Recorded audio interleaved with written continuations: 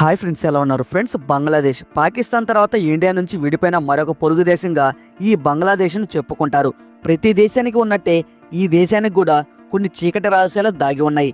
మరి ఈ బంగ్లాదేశ్ గురించి అలాంటి కొన్ని నమ్మలేని చీకటి రహస్యాల గురించి ఈ వీడియోలో తెలుసుకునే ప్రయత్నం అయితే చేద్దాం. సో ఈ వీడియో చాలా ఇంట్రెస్టింగ్గా ఉండబోతుంది, కాబట్టి ఈ వీడియోని ఎక్కడ స్కిప్ చేయకుండా పూర్తిగా ఎండ్ వరకు చూడండి. అలాగే మన ఛానల్ను ఫస్ట్ టైం చూస్తున్నట్లయితే ఛానల్ను సబ్స్క్రైబ్ చేసుకొని పక్కన ఉన్న బెల్ ఐకాన్ని యాక్టివేట్ చేసుకోండి. మేము ముందుగా ఏ వీడియో అప్లోడ్ చేసినా వెంటనే మీ మొబైల్కి నోటిఫికేషన్ అయితే వస్తుంది. అలాగే ఈ వీడియోకి మీ సపోర్ట్గా జస్ట్ లైక్ చేయండి చాలు.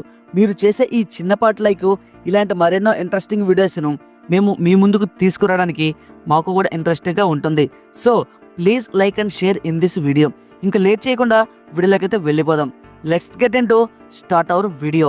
ఫ్రెండ్స్, ఈ బంగ్లాదేశ్ గురించి నమ్మలేని కొన్ని చీకటి రహస్యాల గురించి ఇప్పుడు మనం తెలుసుకుందాం. Number 1, prostitution. ప్రపంచంలో ఉన్న ఇస్లామిక్ దేశాలలో ప్రాస్టిట్యూషన్ లీగల్గా ఉన్న ఈ ఇస్లామిక్ దేశంగా ఈ బంగ్లాదేశ్ పిలువబడుతుంది. ఈ బంగ్లాదేశ్ యొక్క క్యాపిటల్ ఢాకా.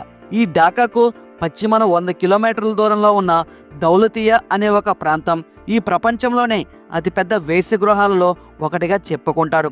2500 కంటే ఎక్కువ మంది స్త్రీలు మరియు బాలికలు రోజు మరియు రాత్రి అక్కడ పనిచేస్తారు.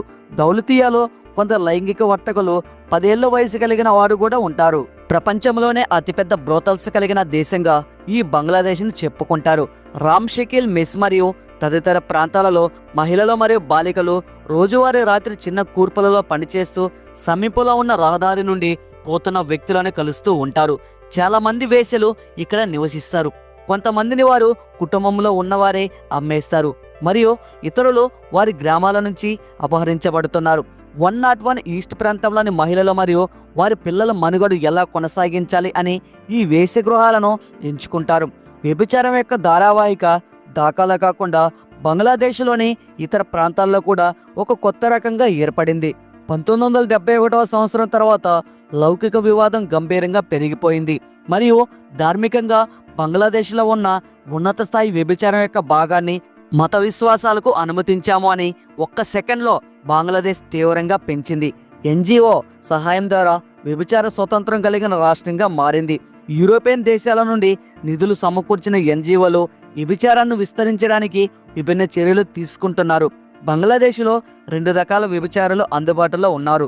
అంతేకాదు ఈ ప్రపంచంలోనే అతి తక్కువ ధరకి వ్యభిచారం దొరికే చోటు ఈ బంగ్లాదేశ్గా చెప్పుకుంటారు. అవును, మీరు విన్నది నిజమే.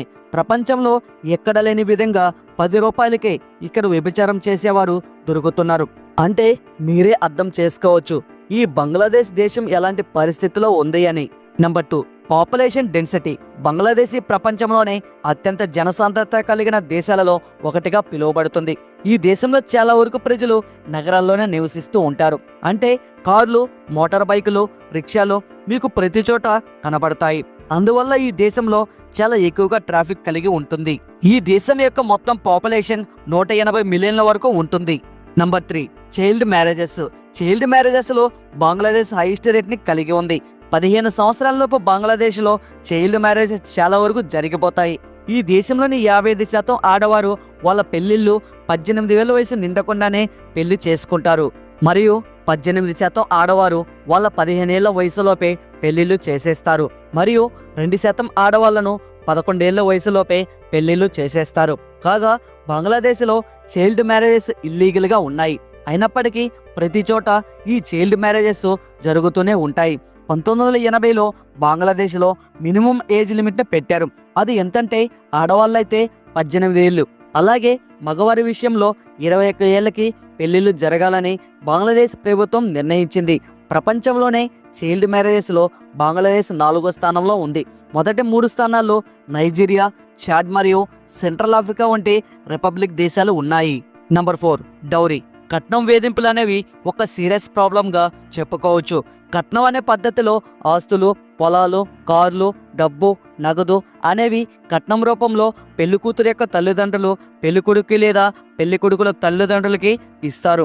కట్నం వేధింపుల కారణంగా ప్రతి సంవత్సరం బంగ్లాదేశ్లో కొన్ని వేల మంది స్త్రీలు బలైపోతున్నారు. బంగ్లాదేశ్ దేశంలో కట్నం అనేది ఇల్లీగల్గా ఉన్నప్పటికీ ఈ కట్నం వేధింపులు ఈ దేశాన్ని ఇంకా పీడిస్తూ ఉన్నాయి. కట్నం అనగానే అది ఒక్కసారి పెళ్లి సమయంలో ఇచ్చేదిగా భావిస్తారు.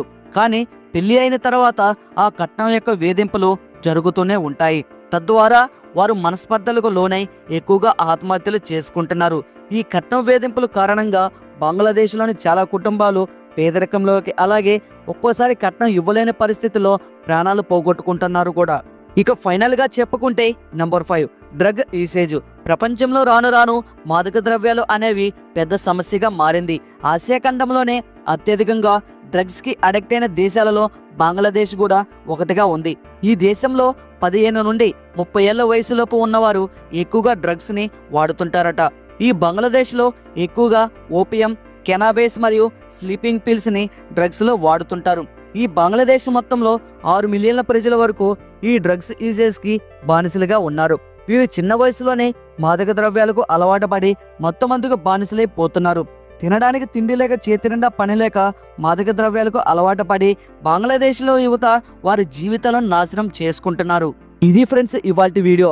బంగ్లాదేశ్ గురించి మీకు తెలిసిన విషయాలు మరికొన్ని ఏమన్నా ఉంటే మాకు కింద ఖచ్చితంగా కామెంట్ బాక్స్లో కామెంట్ చేయండి. అలాగే ఈ వీడియో మీకు నచ్చినట్లయితే లైక్ చేయండి, షేర్ చేయండి. ఇలాంటి మరెన్నో ఇంట్రెస్టింగ్ వీడియోస్ కోసం మన ఛానల్కి ఇప్పుడే సబ్స్క్రైబ్ చేసుకొని పక్కనే ఉన్న బెల్ ఐకాన్ని యాక్టివేట్ చేసుకోండి. Thanks for watching. నెక్స్ట్ వీడియోలో మళ్ళీ కలుసుకుందాం. జై హింద్.